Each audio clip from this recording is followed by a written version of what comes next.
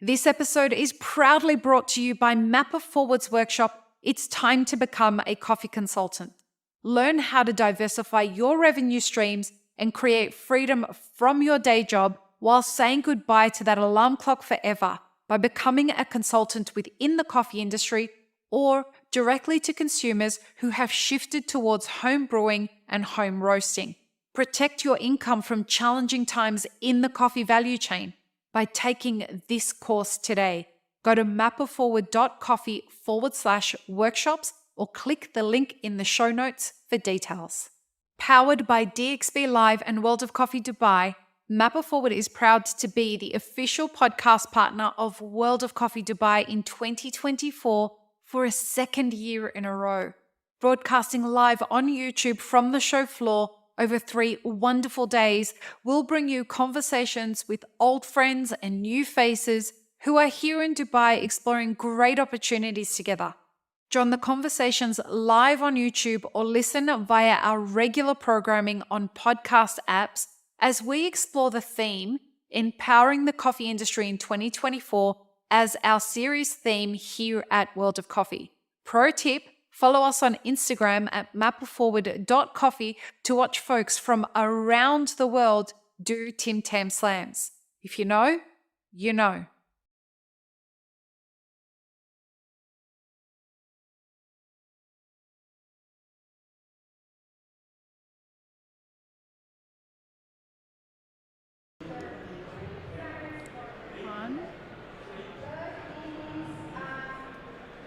Welcome to the Daily Coffee Pro by Mapper Forward, friends. I'm your host, Lee Safar. Welcome to the Daily Coffee Pro by Mapper Forward, friends. I'm your host, Lee Safar, and this is a brand new episode of our series at World of Coffee Dubai, where we are talking about how do we empower the coffee industry in 2024? And my guest today, which is a deep honor for me, to welcome Medina Ilyas back to the podcast, and this is our first time doing it in person. This is exciting for me because especially when we're talking about empowering the coffee industry in 2024, I look at people who have started businesses, and it is small business that's going to empower our industry in 2024. And you are the hallmark of a business owner that is building with her own 2 hands. You could have taken a very easy route to do other things. You have a lot of capabilities. You are a very intelligent woman who has studied many, many things, and you're building a business. And for me, when people are starting a business like this is why we bring people like you on the podcast. You are the epitome of showing people what it is to build sustainably. So thank you for joining me on the podcast. Thank you so much for welcoming me here. It's a real honor. Thank you. Thank you. Now, today we're going to ask that same question. How do we empower the coffee industry in 2024? So remind people what Medina Coffee is and what you're doing, and then let's talk about that question. So remind people, come up to the microphone. Okay, so 2 years ago we started a company which we called Medina Coffee Company, and the concept of it is to reintroduce, or to some people is to introduce, the authentic Arabic coffee to the modern world. And sort of it's a fusion, it's a contemporary type of Arabic coffee, and the goal of this project is to preserve this beautiful, intangible cultural heritage, to celebrate it, to promote it, and to make it very fashionable, trendy, and modern for the future generation, for the younger generation, particularly for my kids. That's the main reason I started it. And for the people who are new to the Arab culture, who has never been, for the people who are coming here, who are visiting the countries, who are traveling and want to understand something about the local culture. And the main thing is to feature here is actually the Arab hospitality. And I think this is the way how to do it. Yeah, and I don't think enough people out in the West and in other countries understand how deeply ingrained Arabic coffee is in the Arab culture. Like coffee in general is ingrained in the Arab culture, and the kind of coffee that you are specifically talking about in your book, The Art of Arabic Coffee, this is the birthplace of coffee. This kind of coffee is the first way that coffee was drunk in Yemen. So it is on every coin here in the Emirates is a dalla. right? That's how deeply ingrained coffee is in the culture in the Middle East. And what you're doing, you're from Kazakhstan, Yes. you're married to an Arab, and the fact that you are making sure you preserve this history and heritage for your children is just really beautiful. The other part of this that is really interesting is that the complexity of this beverage is something that your book really deep dives into. And what I find that your book is doing is it is celebrating, and celebration is a way of empowering, right? It is celebrating the uniqueness of the way that this coffee is brewed in different regions in the Middle East. So the different recipes, the different spices, the different roast profiles. So how is Medina Coffee, as you build this brand and as you grow, how is that leaning into the diversity of this coffee? So I want to start with a question. A lot of people asking me and saying, so what is the best way, or what is the right way to brew Arabic coffee? And I always smile to them and then say, there is no one right way. It's not that type of a coffee as an espresso when you have a formula and you have a machine and there is a particular taste. The beauty of the Arabic coffee that there is a variety of the recipes, and each family, each tribe, each country, each region has their own blend, each type of the roast, each type of the spices, particular spices they add. And that's, I think, the real difference. That's make it so unique. It's so authentic. And I would never say, oh no, this is the only right way to brew it. I would say, no, this is one of the ways how to make it. I collected over 700 recipes, and I'm still collecting right now. Wow. I think 755, 56. Every day somebody is sending me a new recipe. I'm not joking. Wow. Or new secret or something. And I have few of my favorite recipes, and just yesterday I tried a new one. I will tell you, it's like saffron and vanilla without cardamom, and the way you add it in a different way. It's delicious, it's stunning with a light roast of coffee. But I would say that there is no one right particular roast which you should use. I'm sure people, if they went to Saudi, they saw the ultra light roast, how they use it, and the amount of spices is much more, and it's much more hail, much more cardamom. Yeah. If you go too close to Syria or to Lebanon or to Jordan, it will be much darker roast, right? It will be a dark roast, maybe with a little bit of cardamom at the end just to add the flavor. But there is no one right, and I think that's the way how to celebrate it. We need to be open for it. We need to travel and try and be saying, and not to be judgmental, to be a very curious to try each new recipe. And out of this comes a fusion. Tell me. So my recipes, which actually you can people trying it here, and when we open our cafe in a few months, Inshallah. people can try there. But it's a fusion of today's modern world and the original Arabic coffee. So sometimes I take a medium roast, but I will add the way the Saudis put spices there. So I will put as much cardamom as they do. Or vice versa, I will put a light roast, but I will put completely different spices, like a nutmeg.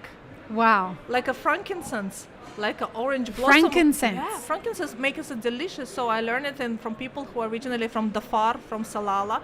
So the purest frankincense, which they dissolve in the water, they dissolve in the kahwa. It adds incredible aroma. It's incredible. The taste is so unique.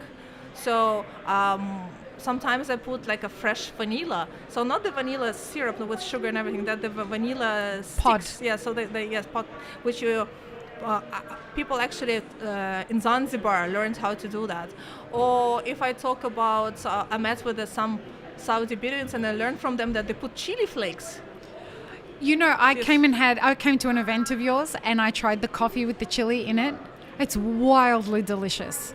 I did not understand that if you put chili flakes when you're brewing coffee, wow. And it wasn't it doesn't have the same kind of heat as when you eat chili. Yeah. There's something about the relationship in the way that they're brewed together. Yeah, and with cinnamon, it goes very well with the cinnamon. That's what was in it. Yeah, but it's also, there is a secret. You don't put cinnamon powder. We put a cinnamon sticks. Yeah, so we grind it a particular way how to make it.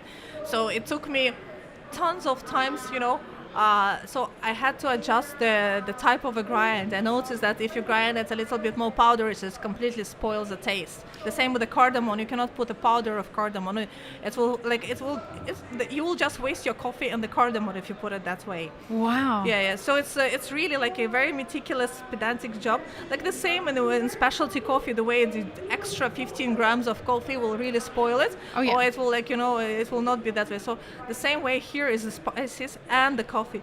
You need to be balancing them. If the coffee is not good and you have excellent spices, it will taste disgusting. It will be terrible. Or vice versa, if you take the most premium specialty coffee, but the spices were not stored properly, or you put them a little bit more or a little bit less, it's also wasted. The beauty of Arabic coffee that you need to taste everything. It should be beautiful, but you need to taste coffee. You need to taste vanilla, and the vanilla should not be overtaking. Or saffron should not be overtaking, the rose water should not be overtaking. And it's like, it's a balance. And here it comes like my sensory, Your senses? sensory skills. Yeah. Sensory skills, because I'm very particular with this. I will smell it so many times, and if I'm not happy, I will not just do it. So I think my family tries every day so many different coffees, and until I get it like really, really happy with it, I will not offer it to anybody else. Wow. Yeah. So, a part of empowerment is openness. In my mind, being open is a really empowering behavioral trait. And I wonder how you're finding people who experience your coffee from within the industry. How are they receiving that coffee? I think that, look, in general, I was very welcomed. Awesome. I was very, very welcomed by the people, Awesome. especially like my friends who own the cafes. They're welcoming me to host there, to give a talks. So Awesome. in general, I didn't get any negative feedback.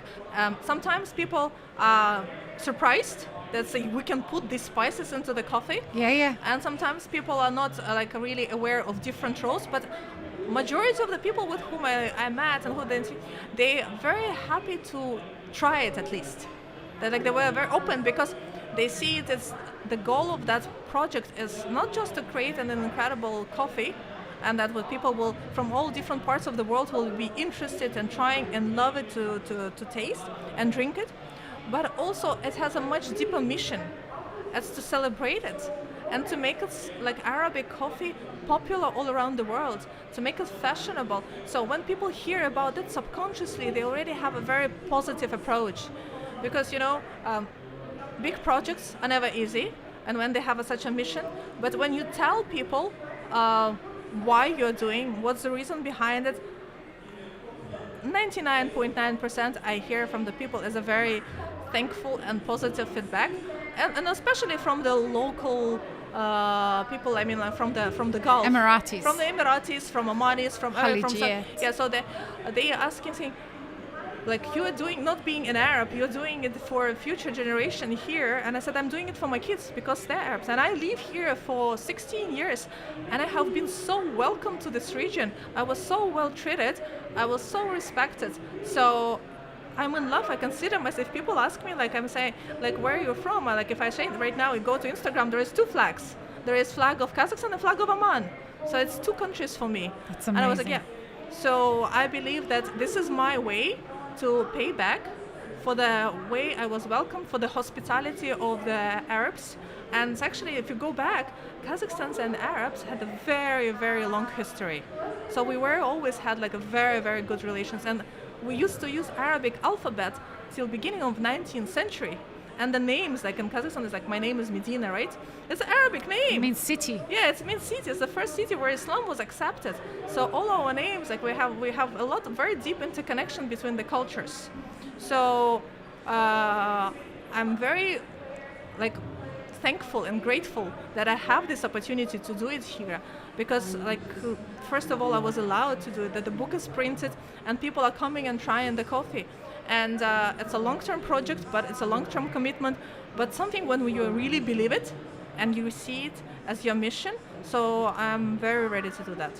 I'm so grateful that you talk that way with such gratitude about the Arab culture. It's so misunderstood, and to hear you talk that way about how Arabs are. We're all about being Hospitality. Everything is around hospitality. Everything that we do, but people take advantage of that, right? Like people see us, people take advantage of our hearts.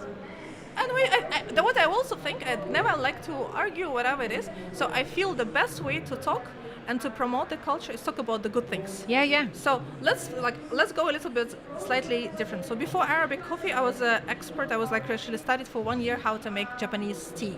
So wow. I know how to brew, and I studied in Japanese embassy. I was going to try to understand the tea ceremonies and how deep it's really documented and promoted. And look, people travel to Japan just to try the Japanese tea ceremony. Yeah. Everybody puts it on the bucket list to do it in Japan, right?